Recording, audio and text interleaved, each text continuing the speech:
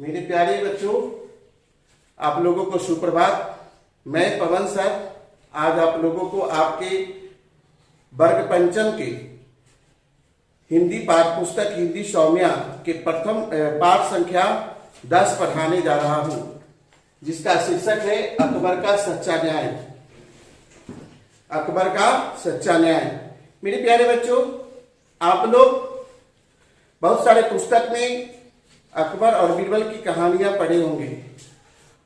इनके कहानी पढ़ने से आप लोगों को खूब मजा आया होगा, लेकिन इनके कहानी पढ़ने से हम लोगों को एक अच्छी ज्ञान मिलती है और वह ज्ञान हम लोगों के जीवन में उपयोगी साबित होता है। मेरे प्यारे बच्चों, अब हम पाठ की ओर चलते हैं, लेकिन पाठ शुरू करने से पहले हम आप लोगों को बता दें कि आप लोग भी अपने पाठ पुस्तक निकालें और पाठ संख्या 10 निकाल के उसे ध्यानपूर्वक देखें। मैं पढ़कर इस पाठ को बताऊंगा और इसे अपने भाषा में समझाऊंगा, जिसे आप ध्यानपूर्वक सुनेंगे। मेरे प्यारे बच्चों, इस पाठ को शुरू करने से पहले इस पाठ में जो कुछ कठिन शब्द है उसके अर्थ हम आपको बता देते हैं, जिसे आप ध्यानपूर्वक सुने और अपनी कॉपी में लिख ले। सबसे पहला है न्यायप्रिय, जिसका अर्थ होता है न्याय से प्रेम करने वाला। फिर आगे उदार, जिसे भरे दिल वाला।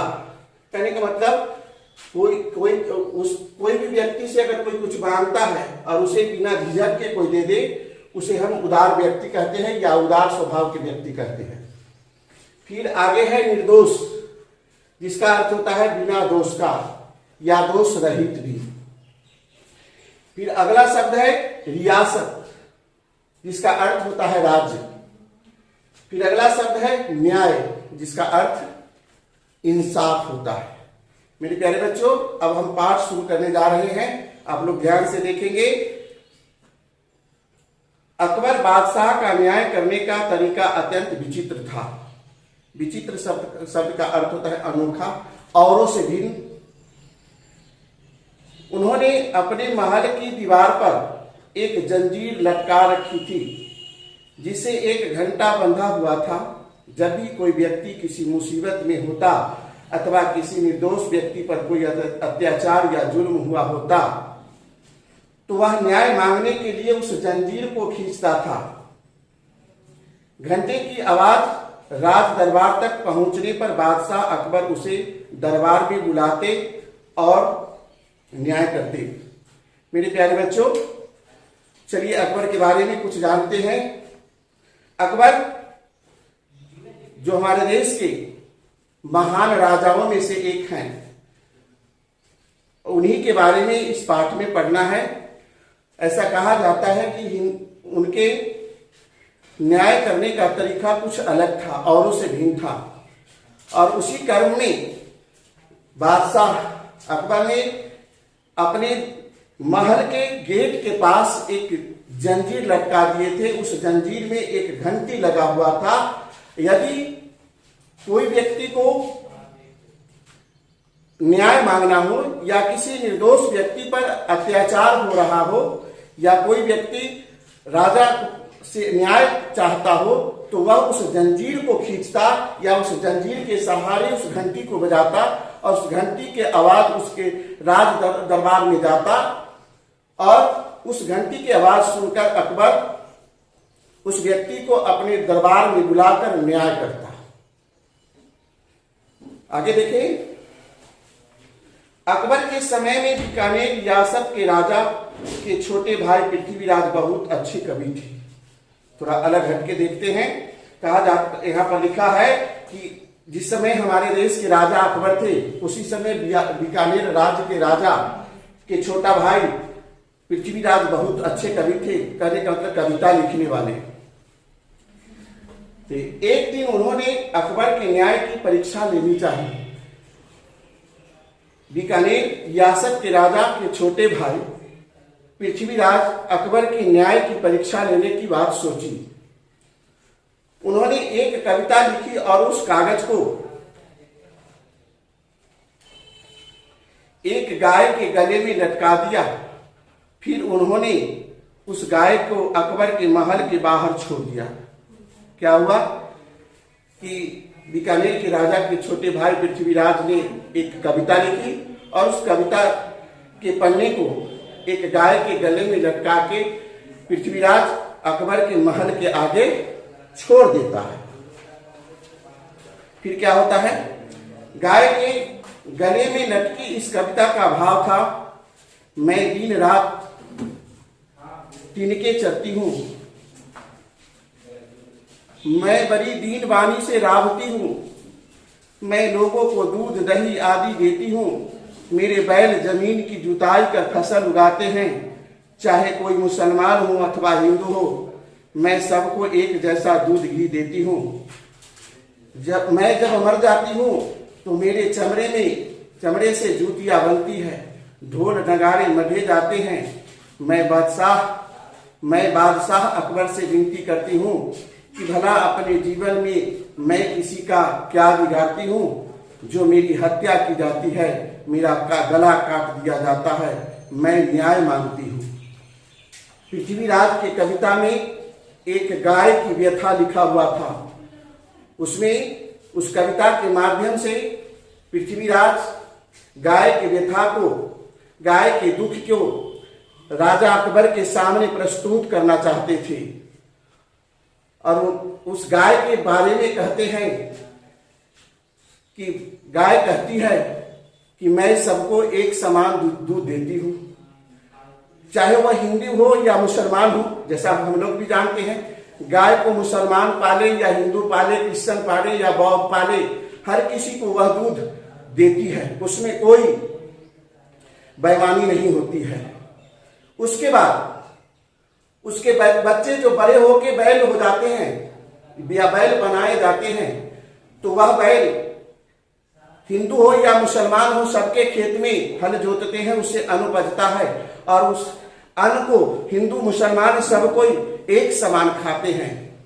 उसके बाद गाय जब मर जाती है तो उसके चमड़े को हर कोई इंसान, चाहे जिसके पास हो, जो हो, वह उसके चमड़े को बैग, चप्पल आदि सब बना के उसका उपयोग करते हैं।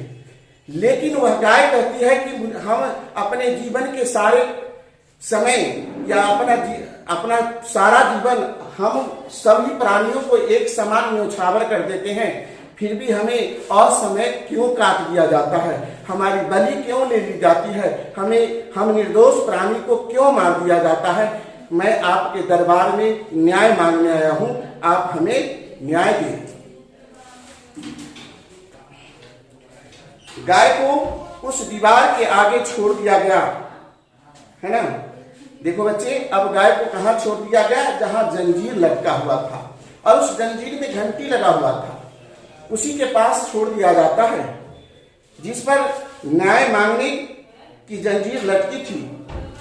दीवार के आसपास खड़े सैनिक उस गाय को देखकर हंसने लगे, जो वहां जहां जंजीर लगा हुआ था, और उस के आसपास जो सैनिक थे, सिपाही थे, उस गाय को गले में लटका हुआ देखकर और उस जंजीर के पास गाय को देखकर हंसने लगे। गाय अपनी सींगों से उस जंजीर को हिलाने लगी और घंटा बजने लगा। वह क्या, गाय अपने सींग में उस जंजीर को ले फंसा ली, या कहे जैसे हो, वह सींग से वह जंजीर को खींची तो वह घंटा बजने लगा। जब सैनिकों ने दरबार में बैठे अकबर को यह सूचना दी कि घंटा एक गाय द्वारा बजाया गया है, तो वह सिंहासन से उठकर तुरंत बाहर आ गया। देखो मेरे प्यारे बच्चों, अकबर न्यायप्रिय राजा था। जैसे ही उन्हें इस बात की जानकारी हुई कि एक गाय द्वारा यह घंटी बजाया गया है, तो वह तुरंत सिंहासन से उतरकर बाहर उस महल के गेट के पास आ जाता है। और न्याय यह एक उस व्यक्ति की महानता का प्रमाण होता है कि वह किसी के प्रति यदि कोई उससे न्याय मांगने के लिए आता है, तो वह उसमें कोई देरी नहीं करता है या उसमें कोई भेदभाव नहीं करता है। ठीक उसी प्रकार बादशाह अकबर ने, जैसे ही सैनिकों द्वारा उसे सूचना मिला कि एक घंटा जो है से एक गाय द्वारा बजाई गई है, तो वह अपने सिंहासन से उठकर महल से के गेट पर आ जाता है। और क्या होता है आगे देखते हैं। तुरंत बाहर आ गए। उन्होंने गाय के गले में लटके कागज पर लिखी इस कविता को पढ़ा तो सचमुच आश्चर्य में पड़ गए। महल के बाहर गेट के पास आके देखा कि एक गाय के गले में एक कागज में लिखा हुआ एक फरियाद है। उसे पढ़कर जब उसे पढ़ा और समझा तो उसे आश्चर्य का कोई ठिकाना नहीं, आश्चर्यचकित हो गया। क्या ऐसा बात एक गाय द्वारा कैसे कही गई है। लेकिन उस गाय के माध्यम से एक व्यक्ति जो गाय की गौ हत्या के कारण दुखी था और वह उस दुख के लिए न्याय मांग रहा था, वह अपने गाय को माध्यम बनाया। कितना सुंदर न्याय का तरीका था। उस कविता के शब्दों के में छिपे मर्म ने बादशाह के हृदय पर गहरी चोट दी। उन्होंने अपने सैनिकों को आदेश देते हुए कहा, अविलंब घोषणा करें कि गौ हत्या करना बंद कर दिया जाए। जो हमारे इस आदेश का पालन नहीं करेगा उसे दंड का भागी बनना पड़ेगा। बादशाह अकबर के इस न्याय पर कवि महोदय बड़े खुश हुए। जैसे ही उस कविता का भाव पढ़कर बादशाह अकबर जब पढ़े तो उनके हृदय में एक चोट लगा। उनके मन में एक गाय के प्रति एक भाव सा जगा कि वास्तव में गाय की जो हत्या की जाती है यह एक अपराध है, यह अन्याय है। और उन्होंने ऐसा बात सोचकर वह तुरंत उसी समय अपने सैनिकों से आदेश देते हैं कि आज से और अभी से हमारे देश में, हमारे राज्य में, जहां तक हमारे राज्य का विस्तार है वहां तक गौ हत्या बंद कर दी जाए। अगर कोई गौ हत्या करता है तो उसे दंड भुगतना पड़ेगा। तो मेरे प्यारे बच्चों, यही कहानी थी। आप लोगों को आपको यह कहानी सुनकर काफी आनंद आया होगा। लेकिन आपको यह भी बता दें कि आप भी गाय का सेवा करेंगे या कोई मूक प्राणी को आप बेवजह उसे प्रत्यारित नहीं करेंगे। धन्यवाद।